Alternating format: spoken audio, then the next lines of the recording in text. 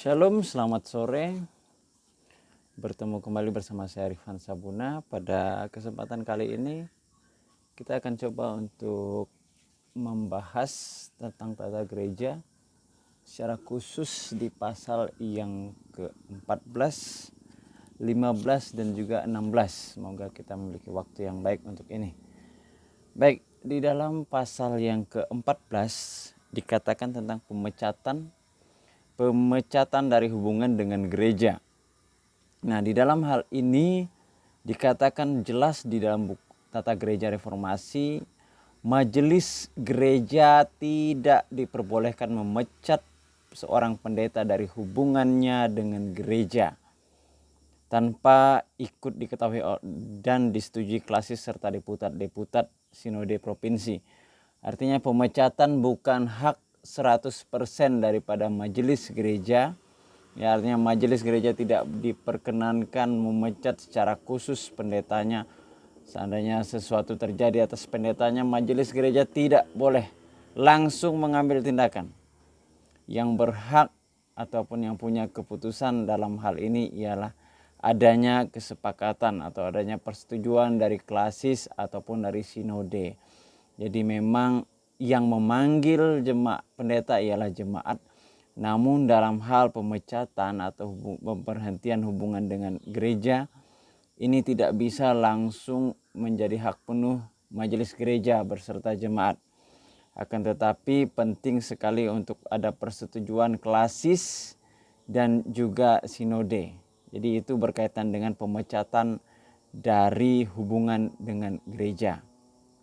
Nah, itu pasal yang ke-14. Sedangkan pasal yang ke-15 berbicara mengenai pembebasan dari jabatan. Nah, artinya pembebasan dari jabatan ini berkaitan dengan seorang pendeta yang dibebaskan dari jabatannya atau ya bisa dikatakan memang tidak lagi memiliki jabatan sebagai pendeta. Nah, ini jelas sekali dikatakan pembebasan daripada jabatan. Artinya jabatannya atau tugasnya sebagai pendeta melayani di suatu jemaat. Itu yang dimaksudkan, bukan pembebasan dari dia sebagai pendeta, tidak. Tetapi dari jabatannya sebagai pendeta. Artinya status dia sebagai pendeta itu masih, namun jabatannya itu yang dibebaskan. Itu yang harus dipahami dua hal ini. Nah, dikatakan pembebasan dari jabatan ini diakibatkan atau bisa dibilang kenapa dia bisa membebaskan diri dari jabatan, dikarenakan ada hal-hal tertentu barangkali yang terjadi atas pendeta ini sehingga dia menginginkan untuk membebaskan dirinya dengan jabatannya. Salah satu yang dikatakan oleh tata gereja ini dikatakan seperti ini. Bisa terjadi juga bahwa sesudah ia mulai bekerja sebagai pendeta, ia menyatakan dirinya sebagai seorang yang tidak dapat mengembalakan orang lain karena waktunya sendiri. Artinya bisa barangkali pendeta ini terjadi suatu hal yang dalam kehidupannya membuat waktunya akhirnya tersita untuk melayani jemaat, sehingga dia tidak memiliki waktu lagi untuk jemaat. Atau barangkali di dalam kehidupannya ada hal-hal yang membuat dia tidak mampu dalam hal melayani dengan baik. Barangkali berkaitan dengan cara dia berkomunikasi ataupun sebagainya dengan jemaat yang membuat dia merasa tidak mampu melayani seorang jemaat atau melayani jemaatnya secara keseluruhan dengan baik. Jadi hal-hal semacam ini membuat pemikiran seorang pendeta ini merasa dirinya tidak mampu melayani. Itu yang terjadi sehingga dia berhak melepaskan jabatannya sebagai pendeta. Akan tetapi dia tetap mendapatkan gelar sebagai pendeta. Itu yang harus dipahami. Jabatannya memang dilepaskannya, tetapi gelar dia sebagai pendeta itu masih ada. Nah, ada perubahan besar dalam dirinya atau rumah tangganya, ya dalam hal ini tidak ada hubungannya dengan siasat gereja nih. Artinya pendeta ini tidak melakukan kesalahan sedikit pun, hanya memang dia merasa bahwa waktunya atau dirinya sendiri tidak cakap dalam melakukan pelayanan. Itu alasannya, sehingga dia berhak untuk mengundurkan diri ya dari jabatannya sebagai pendeta. Pendeta punya hak itu. Namun dengan hal ini memang bukan karena siasat. Ya, sekali contoh barangkali dalam rumah tangganya dia merasa, wah saya melakukan pengembalaan terhadap jemaat dengan baik sekali, tapi saya tidak mampu mengurus rumah tangga. Bagaimana kemudian hari, apakah dapat menjadi contoh dan sebagainya. Ini yang barangkali pendeta ini menganggap bahwasanya dia tidak mampu atau waktunya habis untuk mengurus rumah tangganya agar terlihat baik dan sebagainya, agar bisa kembali pulih. Untuk itu dia kemudian dia bisa melayani dengan baik, namun dalam waktu usaha dia memulihkan rumah tangganya ternyata waktunya tersita untuk itu. Nah, keadaan ini lah menjadi alasan bagi pendeta itu sehingga dia untuk sementara waktu membebaskan jabatannya dari pendeta.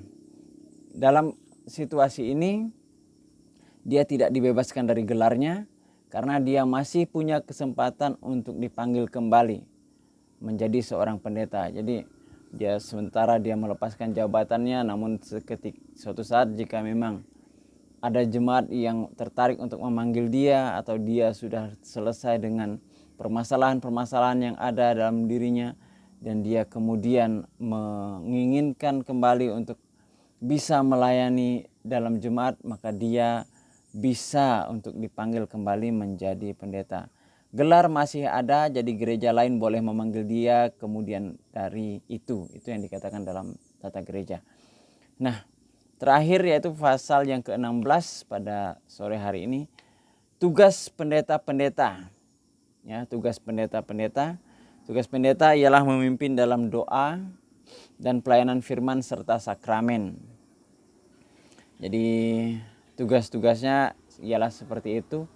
Artinya ya pada dasarnya melayani jemaat, mendoakan jemaat, terus pelayanan dalam hal firman Allah, baik hari Minggu dan hari-hari dalam kegiatan pembacaan atau ibadah rumah tangga, doa dalam rumah tangga dan sebagainya. Itu adalah pelayanan seorang pendeta.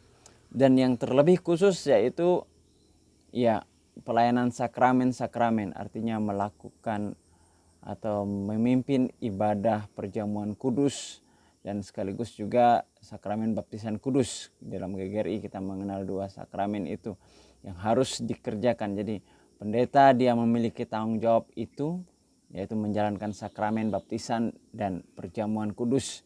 Jadi itu tugas yang paling khusus yang dimiliki oleh seorang pendeta, di mana dia memiliki hak untuk itu menjalankan sakramen tersebut. Nah, selain daripada pelayanan firman itu sudah pasti dikerjakan, namun majelis gereja sebenarnya bisa turut ambil bagian dalam pelayanan firman, begitu juga dengan doa.